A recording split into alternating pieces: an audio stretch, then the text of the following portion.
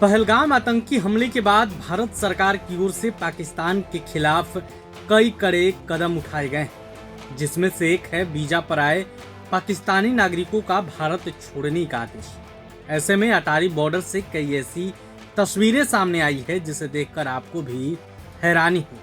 लेकिन बात सीमा हैदर की हो रही है कि आखिर सीमा हैदर कब भारत छोड़ पाकिस्तान जाएगी। इस पर वकील ने बड़ा खुलासा किया है, जिसे जानने के बाद आप भी चौंक जाएंगे। दरअसल सीमा हैदर हॉस्पिटल पहुंची है।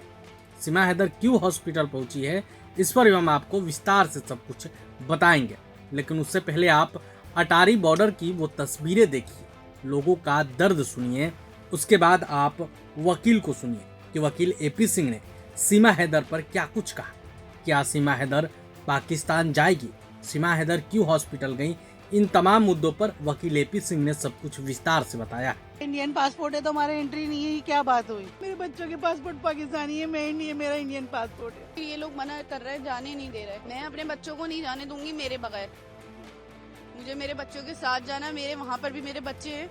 मेरे बच्चे बहुत रो रहे हैं, बहुत परेशान हैं, बहुत रो रहे हैं। वो वीडियो कॉल्स पे, मम्मा कब आओगे, मुझे मेरी फैमिली से मिला दें।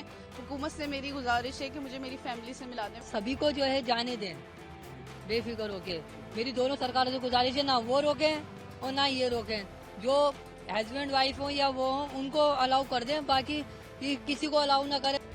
माननीय न्यायालय के आदेश पर सीमा सचिन मीना के घर, अपने पति के घर ससुराल में रह रही है, जो कि भारत में जन्म लिया, भारत का रहने वाला भारतीय है।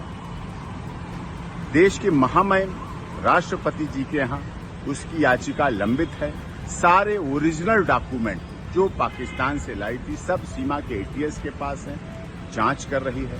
सीमा अपने ससुराल और अस्पताल के अलावा आज तक कहीं नहीं गई।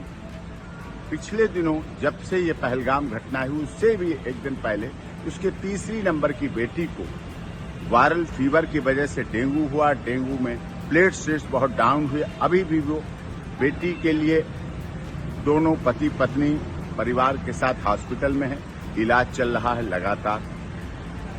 नवजात बच्ची उनके साथ है, भारत में बेटी। उसका सर्टिफिकेट उत्तर प्रदेश की माननीय सरकार ने जारी कर रखा है, बर्थ सर्टिफिकेट, और उसके आधार पर भारत में रह रही है।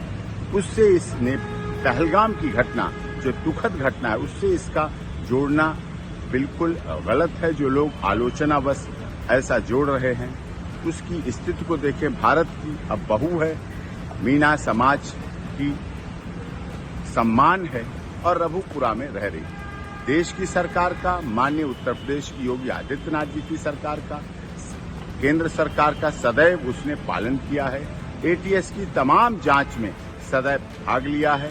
पूरी जांच प्रक्रिया चल रही है, चली है।